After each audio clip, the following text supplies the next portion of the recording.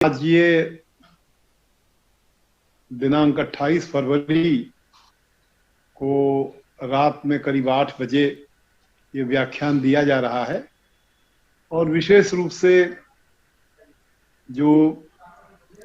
Ukraine और Soviet या Russia federation के दिन के संघर्ष का ये 5वां दिन है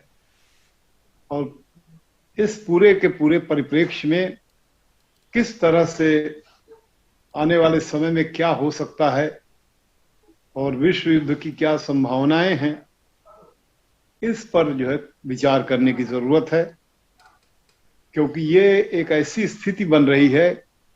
जैसे कभी एक जमाने में 1961 में ये स्थिति बनी हुई थी, जब उस समय के सोवियत यूनियन की जो मिसाइल है, न्यूक्लियर मिसाइल, वो क्यूबा में लगी हुई थी अमेरिका की तरफ, और खुद अमेरिका की न्यूक्लियर मिसाइल टर्की और में लग करके सोवियत यूनियन की तरफ लगी हुई थी। इन दोनों की जानकारी दोनों देशों को सैटेलाइट के माध्यम से होती है और उसमें अमेरिका पहले कहता है कि आप अपनी न्यूक्लियर मिसाइल हटाइए क्यूबा से जो मेरी तरफ डायरेक्शन किए हुए हैं। वही बात सोवियत यूनियन की तरफ से होती है, लेकिन शुरू में उन लोगों के बीच में स्टेलमेट होता है। खासतौर से सोवियत यूनियन का उस समय का जो नेता है, कम्युनिस्ट पार्टी का जो चेयरमैन है क्रुश्चेव, और अमेरिका का जो उस समय का डेमोक्रेटिक प्रेसिडेंट है वो जो कैनेडी है, जॉन एफ कैनेडी। तो पूरे विश्व में कुछ ऐसी बात होती है उस समय कि लगता है कि ये लोग संघर्ष करेंगे, और इनका संघर्ष कुछ ऐसे उस समय के कार्टून बनाए गए हैं कि जैसे दो पहलवान आपस में पंजा लड़ा रहे हों और दोनों पहलवानों के नीचे जो है न्यूक्लियर वेपन की बटन रखी हुई है,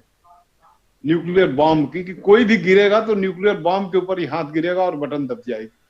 और दोनों पसीने पसीने हो रहे हैं, क्रुश्चेव भी पसीने पसीने हो रहा है और कैनेडी भी पसीने पसीने हो रहा है। उस कार्टून के परिप्रेक्ष्य से पूरे विश्व में पूरा विश्व ये इन लोगों को कहता है कि नहीं, आप युद्ध न करिए, उससे पीछे हटिए। तो उस समय का जो न्यूक्लियर वेपन्स का जो था, दोनों देशों के पास न्यूक्लियर वेपन्स के पावर थे, वो एक डेटरेंस का काम किया, डेटरेंस रुकावट का काम किया। आज जिस तरह का वातावरण बना हुआ है और जिस तरह से रशियन फेडरेशन की सेनाएं बहुत दूर तक जाकर के यूक्रेन के कह तो रहे हैं कि वो उनके मिलिट्री इंस्टॉलेशंस पर ही हमले कर रहे हैं, लेकिन बहुत से ऐसे उनके जो कॉलोनीज वगैरह हैं उन पर भी हमला हुआ है, जो उनकी राजधानी कीव वगैरह है उस पर भी कैप्चर करने का प्लान किया जा रहा है। और ऐसे वातावरण में धीरे धीरे जो पहले संयुक्त जिसे कहते हैं यूनाइटेड नेशंस ऑर्गेनाइजेशन जो है, संयुक्त राष्ट्र संघ के बीच में जो इधर बीच जो चर्चाएं हुई हैं, यूनाइटेड नेशंस की जनरल असेंबली की बैठक की मांग की गई है, आज उसकी बैठक भी होने जा रही है। पूरे उसके इतिहास में बहुत कम बार ऐसे इमरजेंसी की बैठक की गई। उसका बैठक तो हर साल होती है यूनाइटेड नेशंस जनरल असेंबली की, लेकिन 15 देशों ने मांग करके यूनाइटेड नेशंस जनरल यूएनजीए की बैठक होने जा रही है, इमरजेंसी बैठक होने जा रही है। और इसके पहले जो यूनाइटेड नेशंस सिक्योरिटी काउंसिल की बैठक हुई, जिसमें परमानेंट मेंबर और जो 2 साल के लिए मेंबर्स होते हैं उन लोगों की बैठक हुई, जिसमें कि रशिया को कंडेम किया गया, जिसमें कि चीन ने और भारत ने और यूनाइटेड अरब एमिरेट ने वोट देने से अपने को एब्सेंट किया और उस पर वीटो लगाया गया। ये सब बातें सबको परिचित हैं। ऐसे सब पूरे के पूरे परिप्रेक्ष्य में जब ये युद्ध धीरे धीरे एक ऐसी स्थिति में आ रहा है कि आज से 3 दिन 4 दिन पहले, 5 दिन पहले तो युद्ध ही शुरू हुआ, वैसे में कैसे जो यूक्रेन का जो राष्ट्रपति है वो किस तरह से पहले तो मांग किया कि हम अकेले हो गए हैं, हमारी कोई मदद नहीं कर रहा है। ऐसे में फ्रांस की तरफ से आया कि हमारे पास न्यूक्लियर वेपन है। न्यूक्लियर वेपन की चर्चा सबसे पहले फ्रांस ने किया, और उसके बाद जो बाइडेन ने कहा कि नहीं, हम लोग तो नाटो की सेनाएं वहां हस्तक्षेप नहीं करेंगी क्योंकि ये नाटो का सदस्य नहीं है यूक्रेन। लेकिन धीरे धीरे अमेरिका ने कहा कि हम इन पर इकोनॉमिक ब्लॉकेड लगाएंगे, रशियन जो फेडरेशन है, और ब्लॉकेड लगा करके फिर जो अगल बगल के जो देश हैं, जो पहले के वार्सा पैक्ट कंट्री थे, जो सोवियत यूनियन के इन्फ्लुएंस के देश थे, उसमें से कुछ देश सिक्योरिटी इनके नाटो के सदस्य हो गए हैं, जैसे पोलैंड जो है नाटो का सदस्य है, और भी अगल बगल की जो वार्सा पैक्ट कंट्री के जो देश हैं, उन देश में खास तौर से जो अमेरिका की और नाटो की जो सेनाएं हैं वो मौजूद हैं। फिर भी अमेरिका ने ये कहा कि हम आर्म्स वगैरह देंगे, लेकिन हमारी सेनाएं वहां नहीं जाएंगी। और इसी पूरे संदर्भ में जो यूक्रेन की 2 लाख सेनाएं हैं, एक समय में लगा जैसे कि बहुत डिमोरलाइज्ड है, उनका राष्ट्रपति भी डिमोरलाइज्ड है, लेकिन आज की स्थिति में वो लोग कह रहे हैं, बड़ा बयान भी दे रहे हैं कि नहीं, हम सोवियत ये रशियन फेडरेशन की सेना को नुकसान पहुंचाए हैं और हम गोरिल्ला वार करेंगे, गोरिल्ला युद्ध करेंगे। और जो वार का जो मोरल होता है, जो सैनिकों का जो मोरल है, वो मोरल बहुत अधिक हाई है। खास तौर से आपके जो यूक्रेन के लोग हैं, उनके राष्ट्रपति हैं, और ऐसे में उन लोगों को बहुत से हथियार भी दिए गए हैं। यद्यपि ये भी एक सत्य है कि चारों तरफ से, समुद्र के रास्ते से भी और भूमि के रास्ते से भी पूरा का पूरा जो है घेर लिया गया है। और ऐसे घेरे हुए वातावरण में जो है किस तरह से जो है, ऐसे वातावरण में जबकि यूक्रेन घिरा हुआ है और धीरे धीरे ऐसा लग रहा है जैसे कि पूरी की पूरी नाटो की जो ताकत है वो रूस को आइसोलेट करते हुए जा रही है और उस पर एक तरह से दबाव बढ़ता जा रहा है। अभी लेटेस्ट न्यूज जो कि आई है कि यूक्रेन और रूस के बीच में जो जो जो रशिया का जो एक बगल में जो प्रांत है, स्वतंत्र देश है, वहां पर ये होता है कि यूक्रेन के प्रतिनिधि और सोवियत ये आपके रशिया के जो रशियन फेडरेशन के प्रतिनिधि हैं वो बातचीत करेंगे। तो ये जो लेटेस्ट बातचीत हुई है कि इन लोग मिलकर के आपस में भी बात करके कुछ चीजें कर सकते हैं, तो इस परिप्रेक्ष्य को ध्यान में रख करके ऐसा लगता है कि जिस तरह से पुतिन जिस साहस के साथ आगे बढ़ने की कोशिश किए, उनको लगा उनके कैलकुलेशन में कि हम यूक्रेन को दबा देंगे, तो वो दबा नहीं पाए। और ऐसे में जब खुद भी जो आज की तारीख का जो वातावरण के युद्ध होने के बावजूद भी जो एक बातचीत का वातावरण हो रहा है, यूक्रेन के बॉर्डर के पास जो देश है वहां पर एक नदी के पास होता है कि ये लोग बैठ करके आपस में बात करेंगे। तो ये जो स्टैंड, पुतिन का स्टैंड जो थोड़ा सा पीछे हट करके है, और ये बता रहा है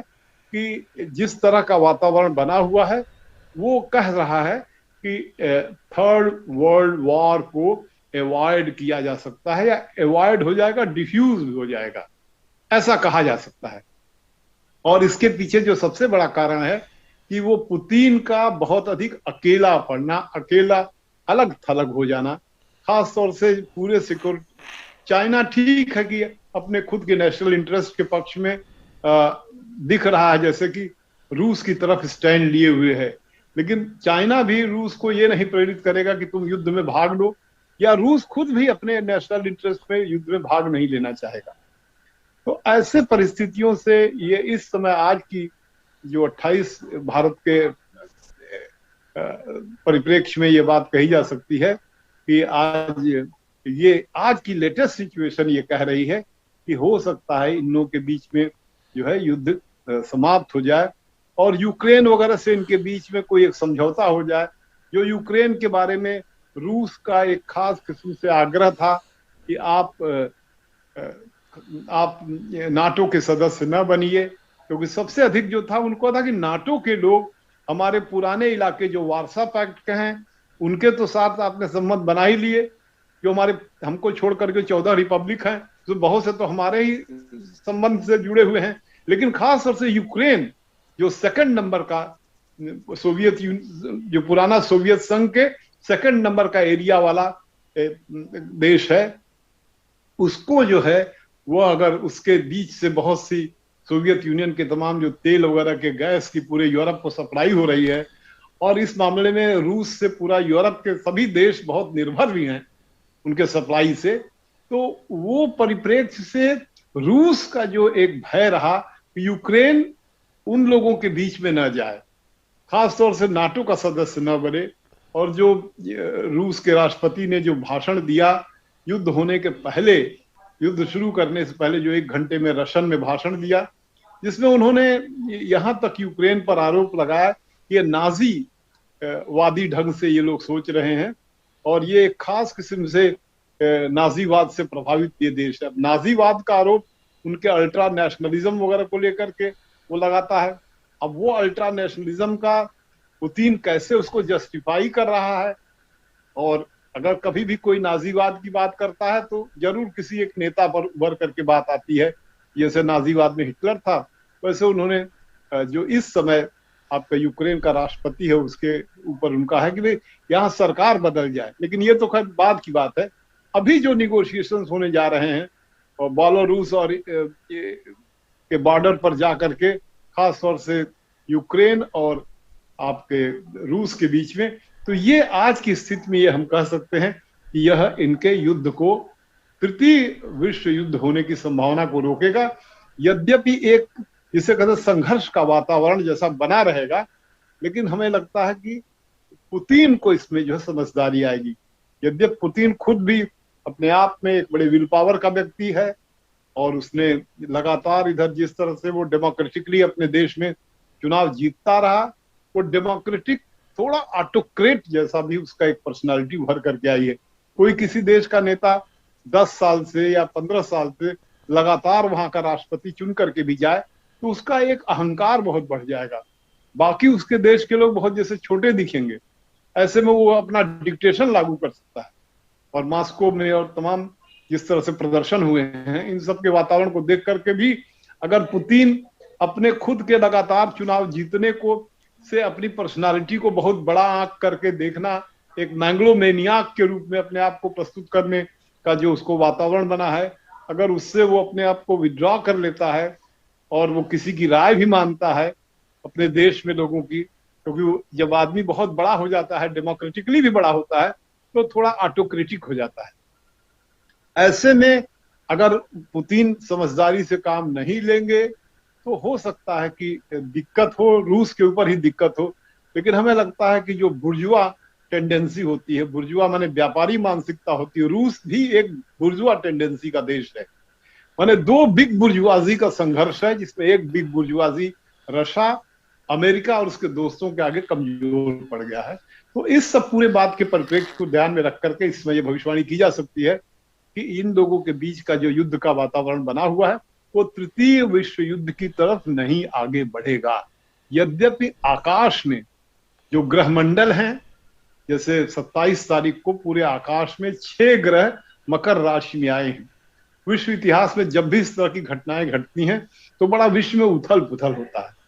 और ये 2.5-3 दिन के लिए चंद्रमा मकर राशि में जो आया है, ये भी एक बहुत समझने की बात है। ये बड़ी क्राइसिस को प्रिसिपिटेट कर सकता है। लेकिन और भी कुछ ऐसी परिस्थितियां हैं जिसमें कि बृहस्पति वगैरह आकाश में जिस तरह से लोकेशन है, समझदारी का भाव दे सकता है। तो इस समझदारी के भाव के परिप्रेक्ष्य से हम कह सकते हैं कि ये तो हो गया आकाश में जो ग्रह हैं उनको लेकर के, और दूसरा ये कि किस तरह से अपने आप में रूस के सबके द्वारा संयुक्त रूप से परास्त कर देने की स्थिति का जो वातावरण बना है, और यूक्रेन के न पराजित होने का जो वातावरण बना है, गोरिल्ला वारफेयर का वातावरण जो बन गया है यूक्रेन में एक खास किस्म का नेशनलिज्म के पक्ष में वहां की जनता का कमिटेड होकर खड़ा होना है, विल पावर के साथ खड़ा होना। तो हम लोग तो ये इतिहास देखे ही हैं कि किस तरह से सोवियत यूनियन एक जमाने में अफगानिस्तान में कैसे परास्त होकर के गया था और पूरे अमेरिका की बैकिंग थी अफगानिस्तान के मुजाहिदीनों के साथ। उसी तरह से आज जो एक बड़े डिफिकल्ट टेरेन का एक वातावरण का -6 डिग्री सेंटीग्रेड से -12 डिग्री सेंटीग्रेड के इलाके के जो यूक्रेन में सेनाएं लड़ रही हैं, इसी वातावरण में एक जमाने में सेकंड वर्ल्ड वॉर के समय में हिटलर की सेनाएं जब रूस की तरफ गई तो यही सब पीरियड जो ठंडक का था उसमें हिटलर की सेनाएं ध्वस्त हो गई। लेकिन ये दोनों देश जो है एक ही एटमॉस्फेयर के हैं, तो वो युद्ध तो चला रहे हैं, लेकिन खास तौर से यूक्रेन का इंटरनेशनल सपोर्ट पाना, अमेरिका और तमाम जो उसके नाटो देशों का सपोर्ट पाना, और विशेष रूप से हथियार वगैरह स्लैश करना, और खुद के यूक्रेन के नेशनलिज्म का एक विशेष ढंग से उभर करके सामने आना, ये पूरा परिप्रेक्ष्य बता रहा है कि इतना सरल पुतिन ने समझा रहा होगा यूक्रेन को परास्त कर देने का, वो ऐसा हो नहीं पाएगा। और ऐसे में पुतिन को भी ये समझदारी जरूर आएगी, और कि हमको जो है, अगर हम आगे बढ़ेंगे तो या तो हो सकता है पुतिन के यहाँ ही कोई किसी प्रकार का कूडिटा हो जाए, पुतिन हटा दिए जाए, उनके देश में भी एक अपराइजिंग हो सकती है। तो ये सब पूरा परिप्रेक्ष्य बता रहा है कि इसमें मेरी ओपिनियन ये है कि यह युद्ध थर्ड वर्ल्ड वॉर की तरफ जाने से जाते जाते रुक जाएगा। तो इन्हीं शब्दों के साथ बहुत बहुत धन्यवाद।